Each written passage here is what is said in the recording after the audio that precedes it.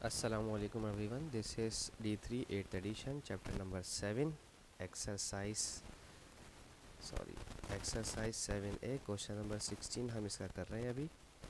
तो अगर आप देखें इसमें क्वेश्चन में पूछा क्या है, हमारे से पूछा ये जा रहा है, copy and draw the following figures for each figure, draw two planes of symmetry and one axis of rotational symmetry. ओ ओ ओ देखो, दो प्लेन्स ऑफ सिमेट्री आप कैसे बनाओगे इसमें पेपर में? वैसे पूछा नहीं जाता प्लेन ऑफ सिमेट्री वाला। अगर दो पूछी जाएंगी तो दो दी भी जाएंगी आपको शेप। एक ऐसी बनेगी इसमें, ठीक है, ये प्लेन ऑफ सिमेट्री इसकी इधर आएगी, ठीक है जी, जो इसको बिल्कुल बीच से हाफ करेगा, ठीक है। एक तो चीज़ ये। दूसरी जो प्लेन ऑफ सिमेट्री आएगी वो इसकी यहाँ से आएगी, इस तरह से, ऐसे करके ऐसे करके ऐसे करके ऐसे करके, ठीक है। ये दो प्लेन ऑफ सिमेट्रीज की बनेगी। और एक्सिस ऑफ रोटेशन की अगर बात करोगे ना, तो एक्सिस ऑफ रोटेशन इसका यहाँ होगा, बिल्कुल ऊपर। इसको आप इस तरह से लिखेंगे, इधर लिखेंगे आप x और इधर लिखेंगे आप इसका y, ठीक है। ये लिखना होता है। अच्छा, अब जनाब प्रॉब्लम है रेगुलर टेट्राहेड्रन। रेगुलर टेट्राहेड्रन का अगर किसी को याद हो तो मैंने इसका कुछ बताया था कि इसका कोई 6 होता है ना, प्लेन ऑफ सिमेट्री का मसला। इसमें 6 होती हैं, तो कुछ दो बनानी है। तो दो बनानी है तो पहली तो आप इसमें बना देंगे इस तरह से, एक यहाँ से यूँ, फिर टॉप पर ले जाएंगे यहाँ से यूँ, ठीक है। और एक आप इसकी बना दीजिएगा इस तरह से, यहाँ से यूँ। मैं बना के दिखा दूँ। एक तो आप इसकी बना दीजिएगा यूँ करके, ये दिखा दीजिएगा कि बीच से जा रही है शेप, ठीक है, इस तरह से, ठीक है। हम बीच से दिखा देंगे कि बीच से जा रहे हैं, इस तरह से। हल्का सा लाइट पेंसिल से आप इसको शेड भी कर सकते हैं। और जो दूसरी आप बताइएगा, वो दूसरी आप बताइएगा इस तरह से कि आप इसको यहाँ से डायगोनल कट करें, यहाँ से यूँ, इस साइड से यूँ। और मेरा ज़रा एआई थोड़ा सा इसमें एडवांस्ड है तो इसको एक्सेप्ट नहीं कर रहा शायद। और एक लाइट पेंसिल से आप बता दीजिएगा कि आप इसको बिल्कुल सेंटर से कट कर रहे हैं। अच्छा, अब इसका एक्सिस ऑफ रोटेशन जो है ना, वो डिफरेंट होगा। इसका आप टॉप पे से इसका एक्सिस ऑफ रोटेशन नहीं ले सकते।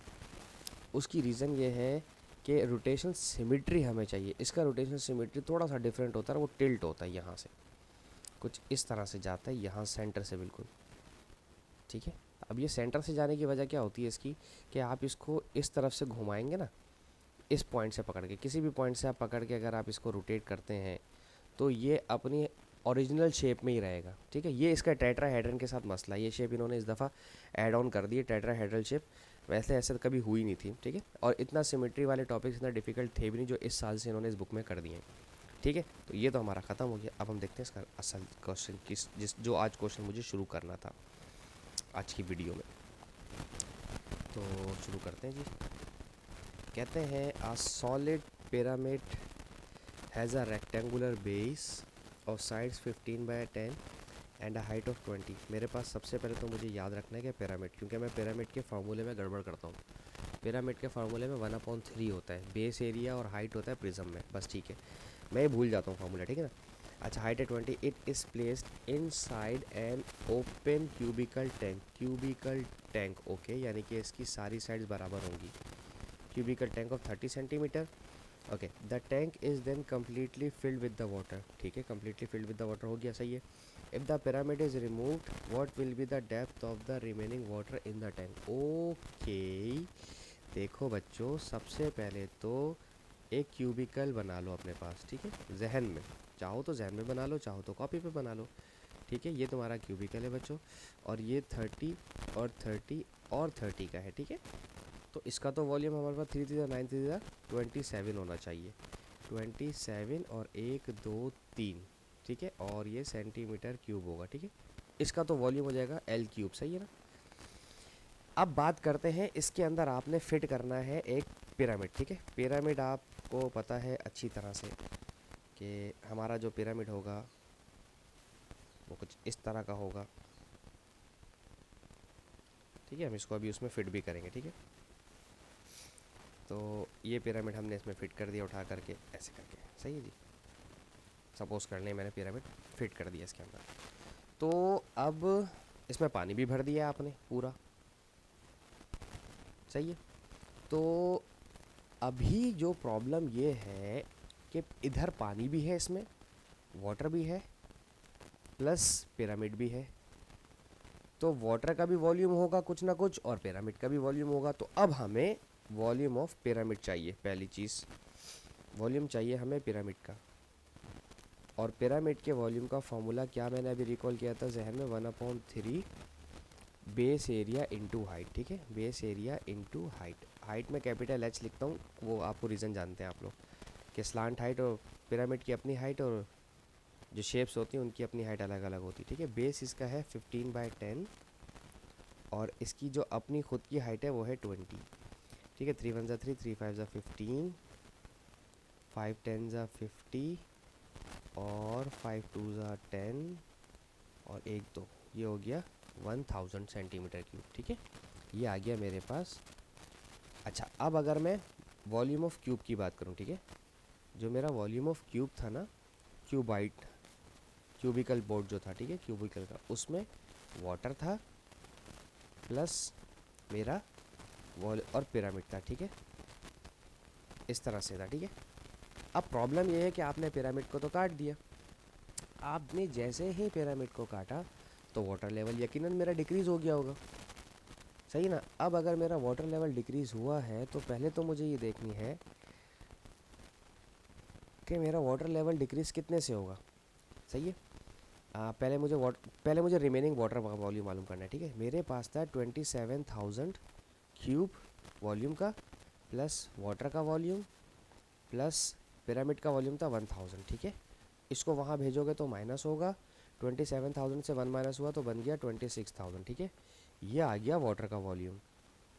अब चूँकि वाटर क्यूबिकल बोर्ड के अंदर है, क्यूबिकल बॉक्स के अंदर है, तो वाटर के वॉल्यूम के अंदर मेरे पास लेंथ, ब्रेथ और हाइट होगी। हाइट क्योंकि अब उसकी कम हो गई है इसलिए मैं अब ये रेक्टेंगल बना रहा हूँ। देखो, अब ये हाइट हो सकता है मेरी यहाँ कहीं आ गई हो, सही है, तो अब ये तो मेरा रेक्टेंगल बन गया, क्यूब तो रहा नहीं। तो मैं अब क्यूबाइट के वॉल्यूम का फॉर्मूला इस्तेमाल कर रहा हूँ, लेंथ ब्रेथ और हाइट।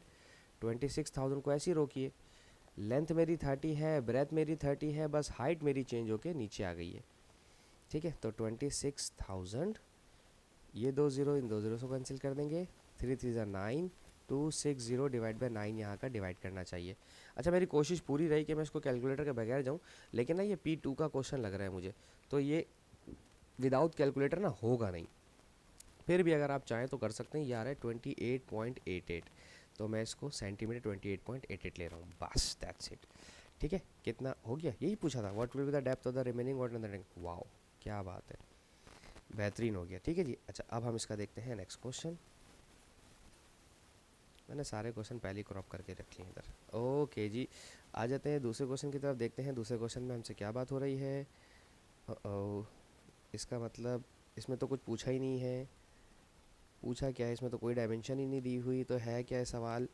कह रहे हैं VWXYZ is a rectangular pyramid. ठीक है जी, thank you so much, rectangular pyramid है। Where WX is longer than XY। ठीक है, WX बड़ी हो जाएगी XY से। Is the slant height VA longer और shorter than the slant height VB। Explain your answer, हमें आंसर एक्सप्लेन भी करना है। ओ ओ ओके, तो अगर आप लोगों को मेरी वो बात याद हो जब हम पिरामिड वाले सवाल करते थे कि अगर स्लांट हाइट ही मालूम करनी ना VB, तो VB मालूम करने के लिए पहले VB मालूम करनी, तो एक आपको हाइट लानी पड़ेगी परपेंडिकुलर, तो वो VB तक जाएगी। ठीक है, और एक हाइट आपको लेकर आनी पड़ेगी VA तक। ठीक है, इस तरह से। ठीक है, इसको हम रख देते हैं नाम इसका N। ठीक है, दो राइट एंगल ट्रायंगल बने मेरे पास, सही। तो अगर मैं पहले VA वाली बात करता हूँ, ये मेरा VA है, VA मेरा है हाइपोटनियस। ठीक है, तो दूसरी तरफ जो मेरी साइड है वो एक है VN का स्क्वायर प्लस NA का स्क्वायर। ठीक है, और इस पर आएगा रूट, सही है। अब मैं एक काम करता हूँ कि ये वाली साइड, छोटी वाली साइड को मैं इसको B कह देता हूँ, तो ये वाली भी B बन जाएगी। इसको A कहूँगा तो ये वाली भी A बन जाएगी। अब ये वाली अगर B है तो इसके सामने जो ये NA है ये भी B ही होगी, तो N/A जो है वो B हो जाएगी।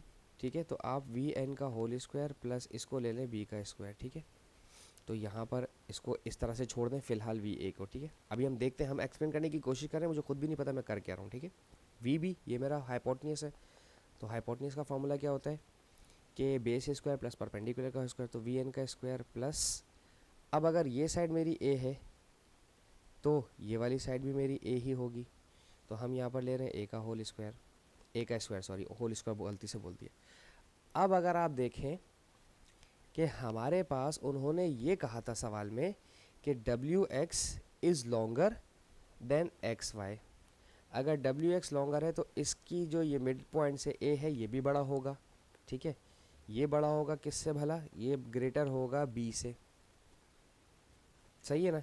तो अगर मेरा ए ग्रेटर है बी से तो वी बी ऑल्सो ग्रेटर हो जाएगा वी ए से, क्योंकि देखो यहाँ पर भी वी एन का स्क्वायर है, यहाँ पर भी वी एन का स्क्वायर है, ये ए अगर मेरा 4 है, ठीक है, और ये मेरा 1 2 3 है, ये अगर मेरा 10 है तो ये 10 से नीचे है, छोटा है, तो यकीनन इसका आंसर बड़ा ही आएगा, क्योंकि इसमें ये वैल्यू प्लस होने के बाद, छोटी वैल्यू प्लस होने के बाद ये ऑटोमेटिकली बड़ा हो जाएगा, तो वी भी मेरा बड़ा हो जाएगा वी ए से, दैट्स इट, इसमें तो कोई कैलकुलेशन ही नहीं थी।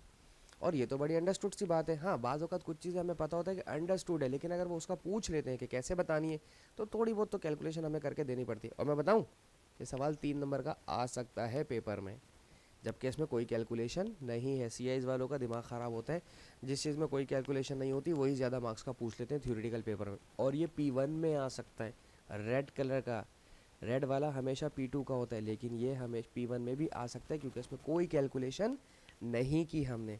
ठीक है जी, होप सो मैं आपको इसकी लॉजिक समझा पाया हूँ। Thank you so much for watching my channel. Allah हाफिज़।